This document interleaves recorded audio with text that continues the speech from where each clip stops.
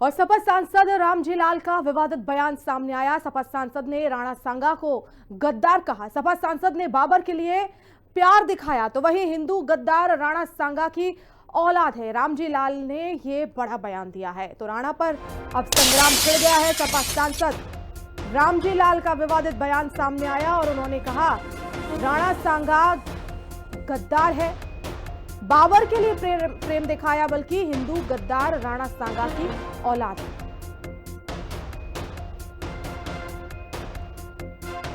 तो विवादित बयान सामने आया और राणा सांगा पर संग्राम छिड़ता हुआ नजर आ रहा है क्योंकि सपा के सांसद है रामजी लाल, जिनका ये विवादित बयान सामने आया।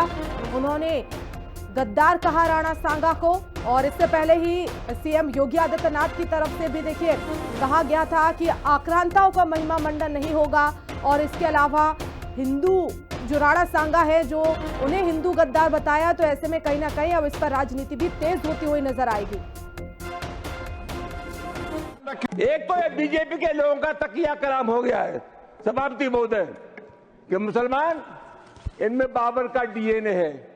उप सभापति महोदय मैं जानना चाहूंगा कि बाबर का डीएनए मुसलमान में है। हिंदुस्तान का मुसलमान तो बाबर को अपना आदर्श मानता नहीं है, वो तो मोहम्मद साहब को अपना आदर्श मानता है, सूफी संतों की परंपरा को अपना आदर्श मानता है। लेकिन सभापति महोदय मैं जानना चाहूंगा कि बाबर को लाया कौन? बाबर को इब्राहिम लोदी को हराने के लिए राणा सांगा लाया था। तो मुसलमान तो बाबर की औलाद हैं और तुम गद्दार राणा सांगा की औलाद हो, ये हिंदुस्तान में तय हो जाना चाहिए। अगर बाबर की तो आलोचना करते हैं, राणा सांगा की आलोचना नहीं करते। सभापति महोदय ये बहुत सभापति महोदय ये देश की एकता का अनुभवी आदमी है, बातचीत में संसदीय मर्यादाओं का ध्यान रखें, संसदीय मर्यादाओं का ध्यान रखें। जो भी चीजें संसदीय मर्यादा के अनुकूल नहीं है, आजादी की लड़ाई में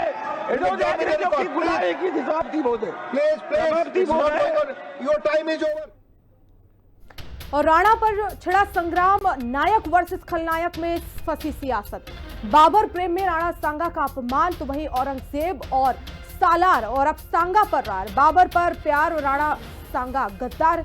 विवादित बयान सपा सांसद रामजी लाल का, जिसमें सपा सांसद ने राणा सांगा को गद्दार कहा।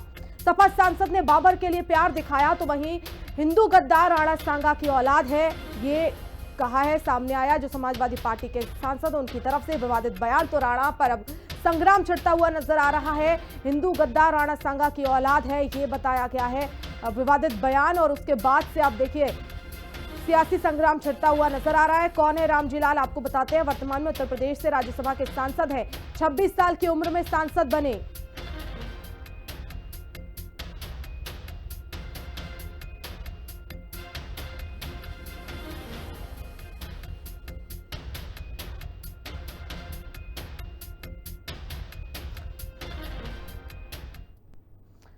और मुजफ्फरनगर में रामजी लाल के बयान पर संगीत सोम का पलटवार। जो अखिलेश कहेंगे वो वही बोलेंगे। राणा सांगा पर टिप्पणी करने वाला पनपेगा नहीं, बहुत जल्द औरंगजेब की कब्र समुद्र में चली जाएगी।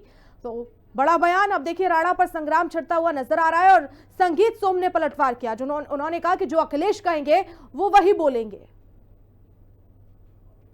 देखिए जो राणा सांगा पे कोई टिप्पणी करेगा, मुझे नहीं लगता कि वो देश में पनप पाएगा। अखिलेश यादव जी मान लें कि उनका राजनीतिक कैरियर आज से खत्म हो गया। औरंगजेब की तो चर्चा है भारत में होनी नहीं चाहिए। औरंगजेब आक्रांता था, आतंकी था, बलात्कारी था, माफिया था। ऐसे आदमी की चर्चा आपको करनी ही नहीं चाहिए। कब्र तो अब तक समुद्र में फेंक देनी चाहिए थी। आप निश्चित समझिए बहुत जल्द कब्र समुद्र में चली जाएगी।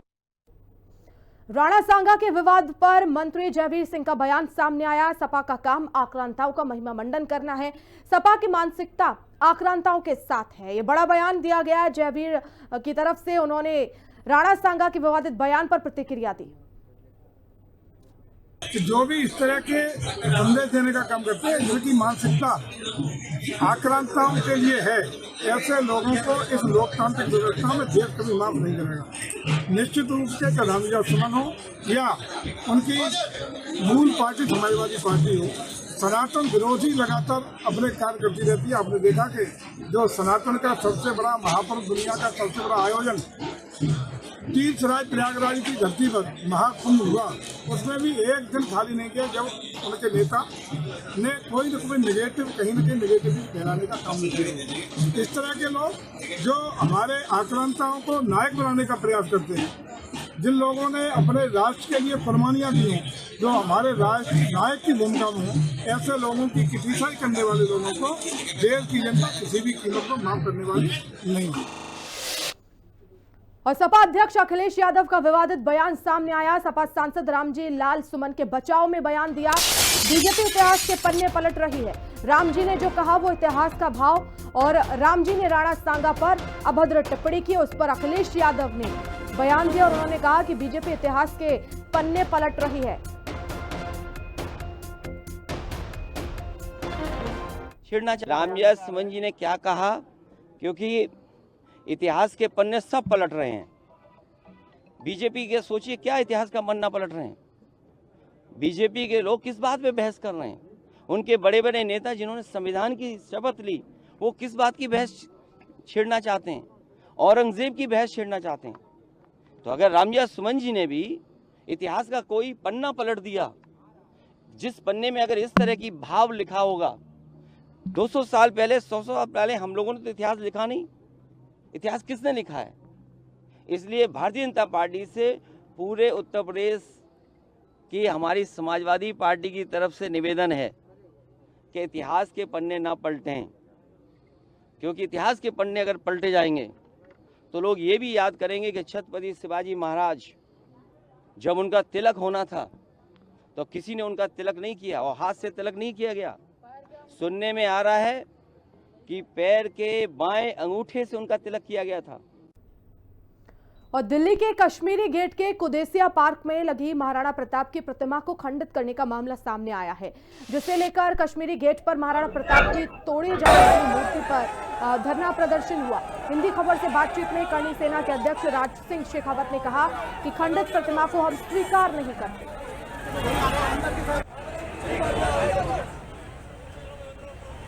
खंडित प्रतिमा को हम स्वीकार नहीं करते, बयान सामने आया। करणी सेना ने धरना प्रदर्शन किया कश्मीरी गेट पर। करणी सेना का यह विरोध प्रदर्शन, जिसकी तस्वीरें सामने आई हैं, महाराणा प्रताप की प्रतिमा खंडित हुई, इसी को लेकर बवाल हुआ।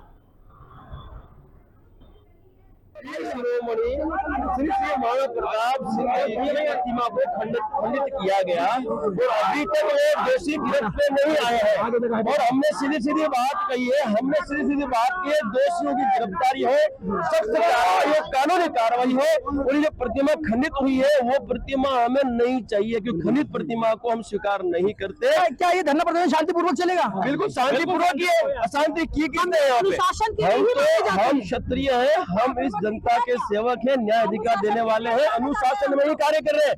लेकिन यदि हमारी मांगों पे ध्यान नहीं दिया तो फिर हमें केसरिया झंडा और डंडा लेके मैदान में उतरना पड़ेगा।